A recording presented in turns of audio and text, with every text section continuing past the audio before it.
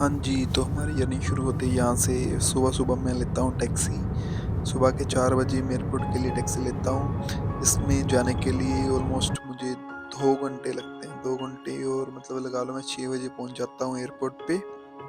काफ़ी भीड़ थी और मेरा काउंटर था एम, तो फिर मैं एम काउंटर की तरफ चला जाता हूँ। साउथ कोरिया में जो एनकाउंटर है उसमें ही हमेशा एयर इंडिया की फ़्लाइट वहीं पे होती है, और मैंने फिर अपना बोर्डिंग पास बनवा लिया वहाँ से। और उसके बाद गया वॉशरूम। तो वॉशरूम में आप कुछ लोगों के लिए ये बना रखा था, ये ऊपर चढ़ के बैठते हैं।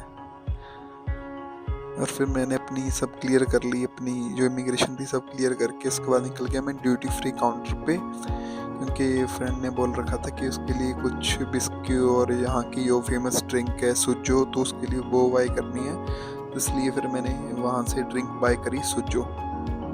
अगर आप भी कभी ऐसे आते हो ड्यूटी फ्री पे आते हो तो वहाँ पे ऑलवेज ड्रिंक्स सस्ती होती हैं, जो नॉर्मल प्राइस होता है उससे, तो आप भी बाय कर सकते हो।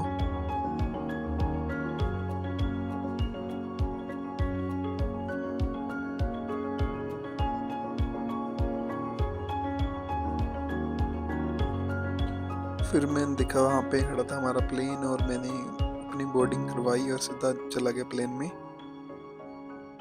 काफ़ी स्नो पड़ रखी थी, क्योंकि कोरिया में वेदर काफ़ी ठंडा होता है, इसके कारण बहुत ज़्यादा स्नो थी और काफ़ी भीड़ भी थी। अपने इंडियन लोग काफ़ी आ रहे थे इस टाइम।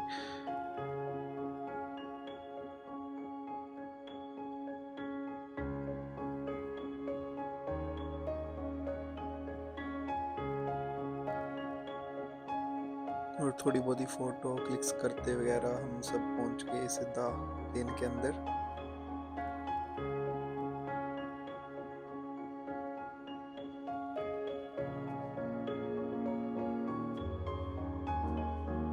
और ये थे हमारा एयर इंडिया का प्लेन, जिसमें काफ़ी भीड़ थी, और इसमें मतलब जो इकोनॉमी क्लास की सीट्स होती है वो काफ़ी कंफर्टेबल तो बिल्कुल भी नहीं थी।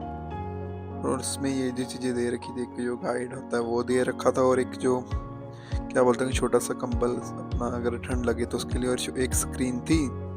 और उसमें साथ में ईयरफोन भी दे रखे थे, जो अपनी एयर इंडिया फ्लाइट में कभी यूज़ हो ही नहीं सकती, क्योंकि वहाँ पे जो प्लग वाला होता है अपने ईयरफोन को पुट करने वाला, तो उसमें ईयरफोन लगते ही नहीं है बिल्कुल भी।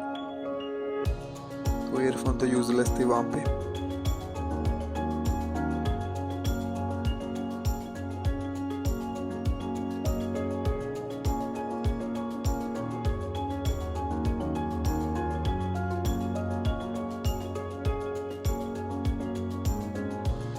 प्लेन में फ्री था तो और बैठा था, ऐसे बोर हो रहा था, तो मैंने सोचा कि वीडियो बना ली जाए कि ये प्लेन फ्लाई करता है तो मतलब कैसे रहता है, क्या फील होता है।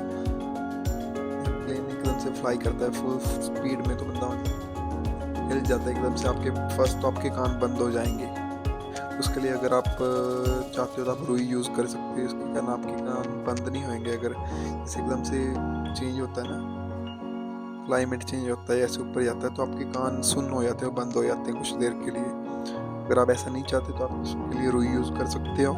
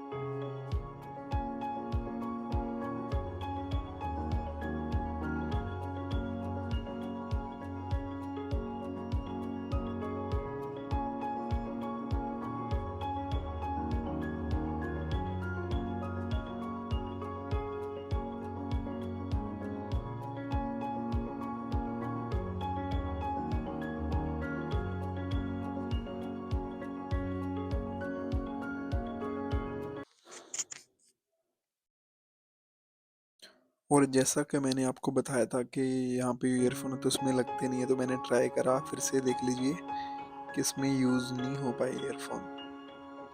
आप मूवी देख सकते हो, सिर्फ सुन नहीं सकते बट उसमें, क्योंकि ईयरफोन नहीं लगेंगे। इसके बाद आया थी कॉम्प्लीमेंट्री ड्रिंक्स, तो फिर मैंने ड्रिंक्स ली। इसमें आप कोई भी 2 ड्रिंक्स ले सकते हो। जैसे मैंने तो अपने वैलेंटाइन ड्रिंक ली, तो उसने मुझे यही दे दी, 2 कप दे दिए एक साथ।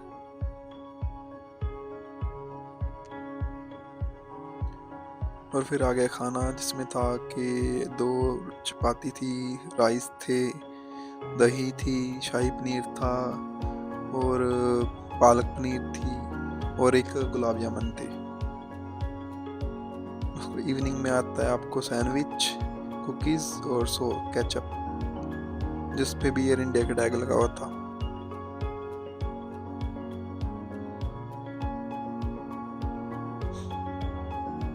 फूड इनका ठीक ठाक ही होता है, क्योंकि और सही है कि आप प्लेन में सफ़र कर रहे हो तो आपको फूड ऐसा ही मिलेगा। बट हाँ, सही था कि खाने के लायक तो होता ही है। उसके बाद पहुंच गए हमें इंडिया के ऊपर।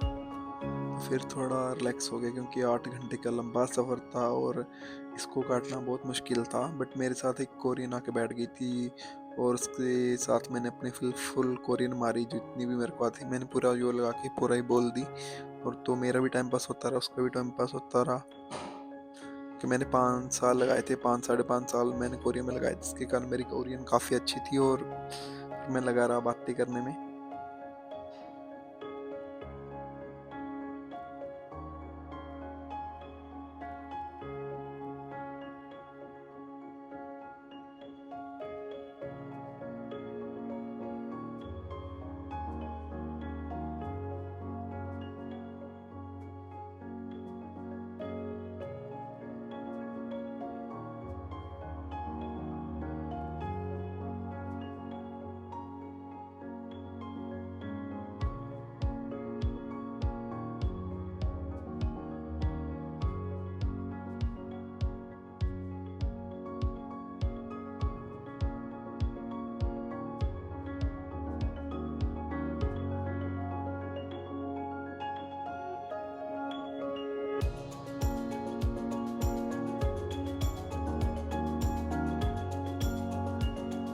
और बाय बाय, हमारा आज का ब्लॉग यहीं पे ख़त्म होता है। अगर आपको अच्छा लगा तो आप सब्सक्राइब ज़रूर करें, क्योंकि मेरे को एडिटिंग वगैरह और कुछ भी नहीं आता, फिर जस्ट मैं ट्राई कर रहा हूँ। बाय।